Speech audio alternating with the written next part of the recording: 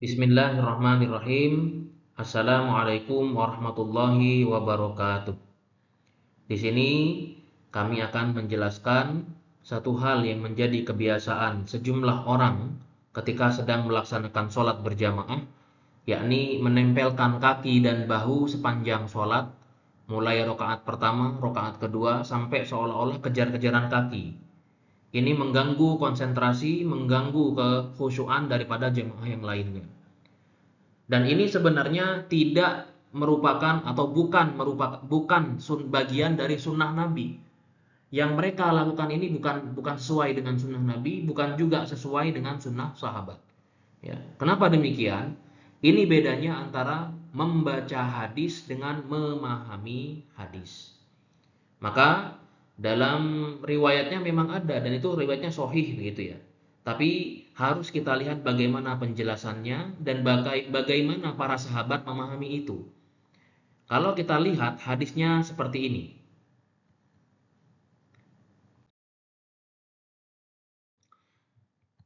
Bunyi hadisnya, aqimu sufufakum fa inni arakum min wara'i dhahri. Wa kana ahaduna yulziku mankibahu bimankibi sahibihi wa qadamahu biqadamihi. Ini dari Anas bin Malik. Anas bin Malik itu cerita bahwa Nabi itu bilang, tegakkan shaf kalian karena saya melihat kalian dari belakang pundakku. Lalu salah seorang di antara sahabat ada yang nempel bahu dan kakinya ke kaki temannya, gitu ya. Ini kata Anas bin Malik.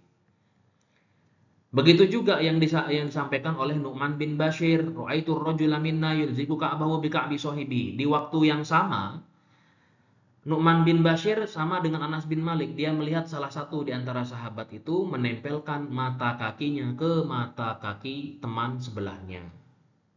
Lalu bagaimana penjelasan dari hadis ini? Ini kan sahih riwayat Bukhari gitu ya. Sesahih-sahihnya hadis kalau tidak difahami dengan pemahaman yang sahih, maka ya keliru, salah.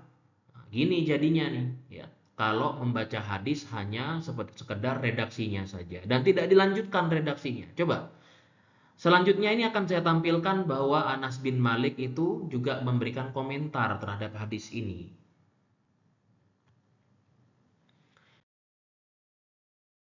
Kalau kita buka dalam kitab Fathul Bari, ada komentar di mana Ma'mar menambahkan dalam riwayatnya dari Anas bin Malik ya.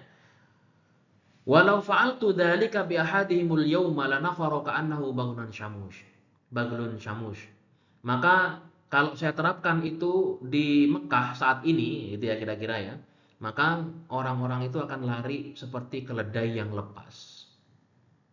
Ini maksudnya orang-orang akan lari dari dakwah Islam. Karena kenapa? Dianggap terlalu memberat-beratkan. Maka Ibnu Hajar al-Asqalani dalam kitabnya Fathul Bari mengatakan, wal muradu bidzalikal mubalaghatu fi ta'dilis shaffi wa saddi khalalihi.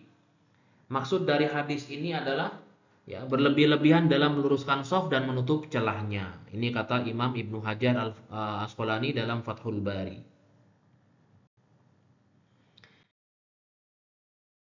Lalu bagaimana komentar para ulama? Di sini para ulama ya, di antaranya Imam An-Nawawi, Syekh Bakar Abu Zaid, beliau ini adalah Hay'ah Kibar Ulama Saudi. Kalau Imam Nawawi semuanya sudah tahu bahwasanya ini pembesar ulama Madzhab Syafi'i, ya sefaqih-faqihnya orang ini beliau gitu ya. Beliau mengatakan ilzaq itu adalah takalluf, terlalu memberat-beratkan. Ya. Syekh Muhammad bin Shalih Al-Utsaimin ini yang sering dipakai sama orang-orang Salafi, pendapat beliau. Nah, beliau bilang apa? Yang penting itu di awal aja sebelum sholat, ketika merapikan shaf, nah itu luruskan, rapatkan. Tidak perlu sepanjang sholat nih kata beliau. Karena kenapa? Ini memberatkan. Hanya satu ulama namanya Syekh Al-Albani, yang mana ini adalah ulama kholaf, bukan ulama salaf. Karena beliau wafatnya kan 1420 Hijriah. Sekitar 25 tahun yang lalu gitu ya. Beliau mengatakan ilzak itu ya harus. Karena Nabi mendiamkan katanya. Nah, diamnya Nabi itu bukan karena itu bukan karena Rasulullah memberikan legitimasi, bukan. Gitu. Karena Rasulullah nggak ngelihat ke kelakuannya si sahabat satu itu, gitu ya. Itu kan riwayatnya Anas bin Malik, bukan Anas bin Malik yang melakukan. Kemudian Ibnu Hajar al-Asqalani ini adalah pendekarnya ulama hadis ya. pembesar ulama hadis, beliau mengatakan, ilzam sepanjang sholat bukan sunnah Rasulullah, bukan pula sunnah para sahabat.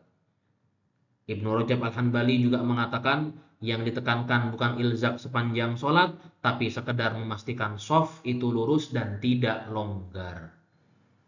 Maka para hadirin yang dirahmati Allah, kesimpulannya adalah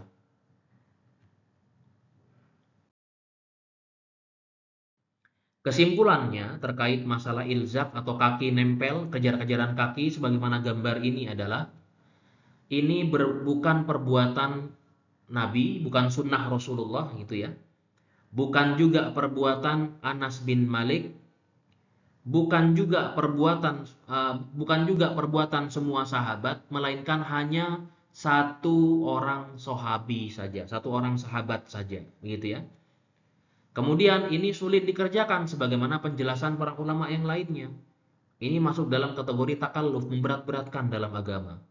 Dakwah tidak boleh seperti ini gitu ya. Dan ini bukan suatu yang mutlak begitu, tidak harus. Maka ini juga keliru kalau dilakukan sepanjang sholat. Dan ini hanya kesimpulannya Syekh Al-Albani saja. Ya, ini hanya kesimpulan dari Syekh Al-Albani saja yang oleh beberapa orang dianggap sebagai kesimpulan yang mutlak. Ini keliru karena ini menyelisihi daripada penjelasan para ulama yang lainnya yang lebih salaf dan yang lebih kompeten di bidang takhrij hadis dan juga fikih dalam sholat. Wallahul muwafiq ila aqwamit thoriq. Wassalamualaikum warahmatullahi wabarakatuh.